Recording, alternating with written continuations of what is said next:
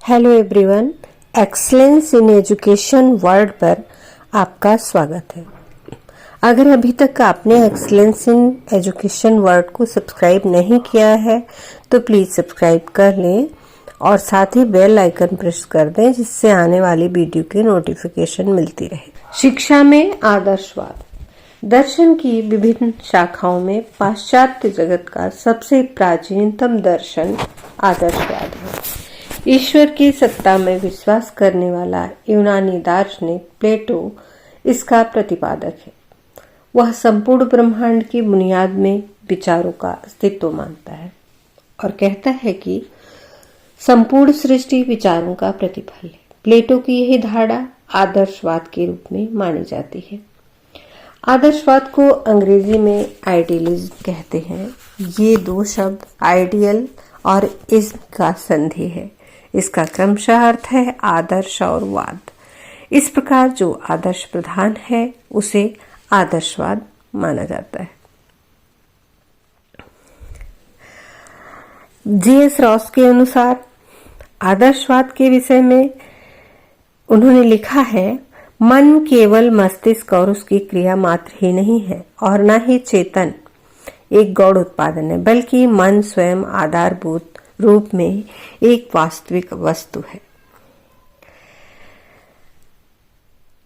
आदर्शवाद की विचारधारा डेकार्ट्स, Berkeley, can't, Hegel, Schopenhauer आदि दार्शनिकों ने द्रुत गति से आगे बढ़ाया।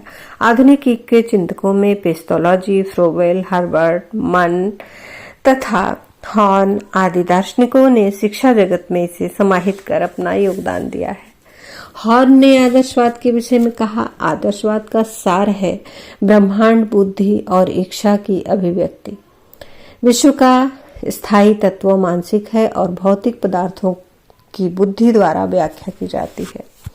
हेंडरसन ने परिभाषित किया है, आदर्शवाद मनुष्य के आध्यात्मिक पक्ष पर बल देता है। इसका कारण है कि आध्यात्मिक मूल्य मनुष्य और जीवन के सबसे महत्वपूर्ण पहलू है।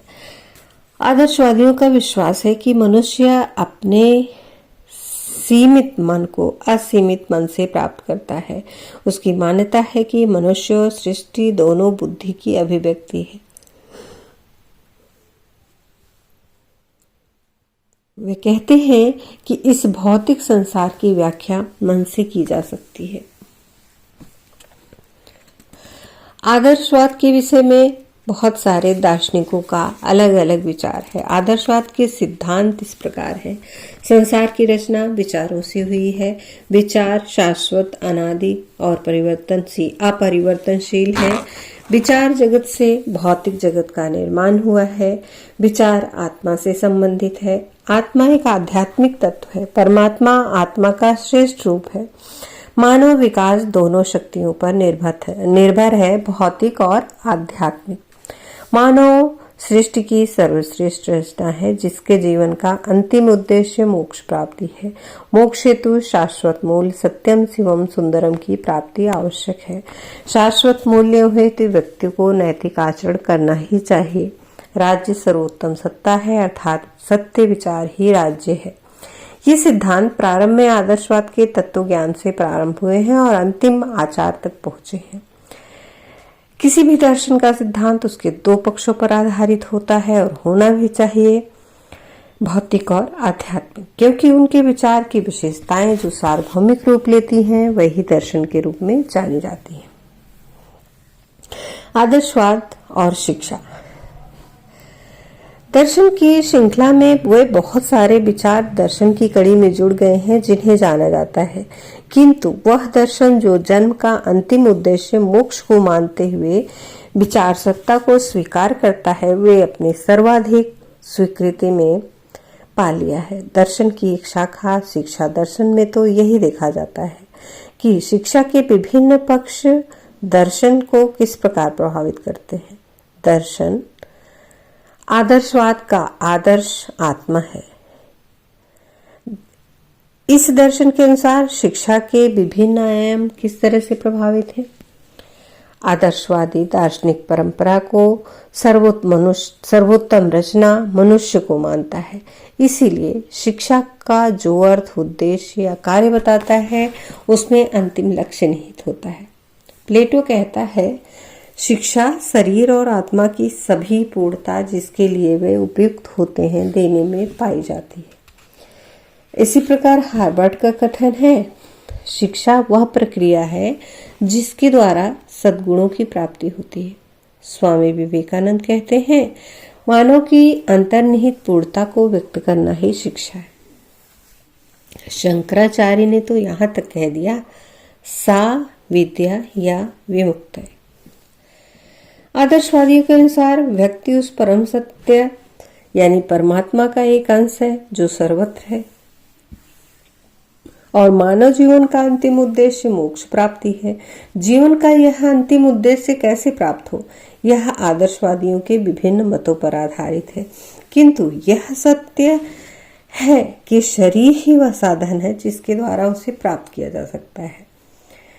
अतः मानव के विभिन्न पक्षों का विकास करना ही आदर्शवाद के अनुसार शिक्षा का प्रमुख उद्देश्य है। इसमें व्यक्तित्व का विकास, शाश्वत मूल्यों की अनुभूति का उद्देश्य, नैतिक तथा आध्यात्मिक विकास, विवेक शक्ति का विकास, परमात्मा की प्राप्ति, मन वचन कर्म से पवित्र होना इत्यादि इसके उद्देश्य हैं। आदर्शवाद अनुशासन पर बल देता है। शिक्षण विधियों में प्रश्न उत्तर विधि, प्लेटो ने संवाद विधि, अरस्तु ने आगमन विधि, हीगल ने तर्क विधि, सुकरात ने प्रश्न उत्तर विधि, हर्बर्ट ने निर्देशन विधि, पेस्टोलॉजी ने अभ्यास विधि का प्रतिपादन किया है। इसके अलावा कुछ ने खेल विधि, व्याख्यान विधि आदि का भी सुझाव दिया है। आदर्शवाद अनुशासन को महत्वपूर्ण मानता है क्योंकि अनुशासित व्यक्ति ही सही सामाजिक व्यक्ति हो सकता है। नन का विचार है कि विद्यालय उन मानवीय क्रियाओं का स्थान है जो विस्तृत संसार में सबसे बड़े और सबसे अधिक स्थायी महत्व है। किसी भी देश की शिक्षा व्यवस्था उस देश के दर्शन पर आधारित होती है। राजनीति, अर्थ, समाज, धर्म आदि दर्शन से शिक्षा उद्देश्यों का निर्धारण करता है। यही उद्देश्य किसी भी देश की दिशा निर्धारित करते हैं। अब विडंबना यह है कि विगत वर्षों की शिक्षा व्यवस्था ने मानवीय संबंधों को जोड़ने के बजाय तोड़ने का प्रयास किया है, दृढ़ करने के स्थान पर ढीला बनाया है, राष्ट्रों के बीच घृणा, द्वेष तथा भय का वातावरण उत्पन्न किया है। शिक्षा व्यवस्था ने अपने देश की संस्कृति, सभ्यता एवं रीति नीति को भी अन्य देशों से उच्च समझने की प्रवृत्ति को प्रोत्साहित किया है। फलतः मानवीय उच्चार आदर्शों का लोप हो गया तथा मानवीय विनाश एवं उत्पीड़न साधारण न्याय बन गया।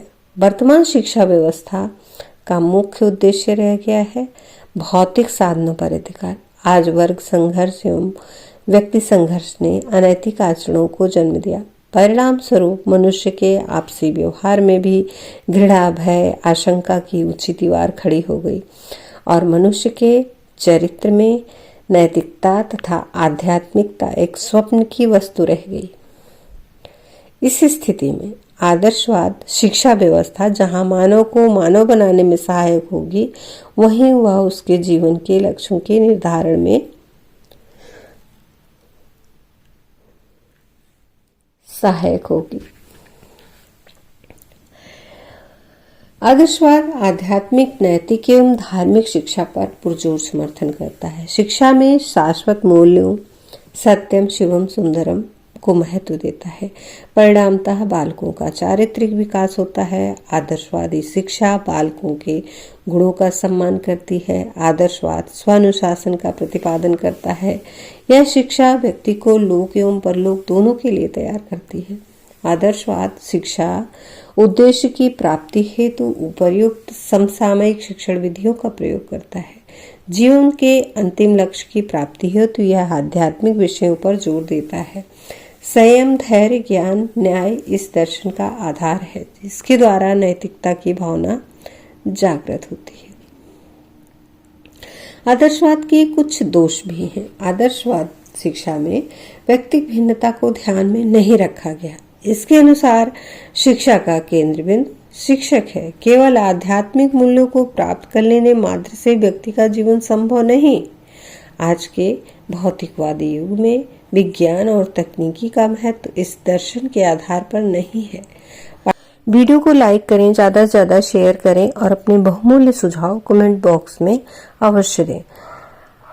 आपको ऐसे ही अच्छे वीडियो मिलते रहेंगे। बने रहिए एक्सीलेंस इन एजुकेशन के साथ। Thank you.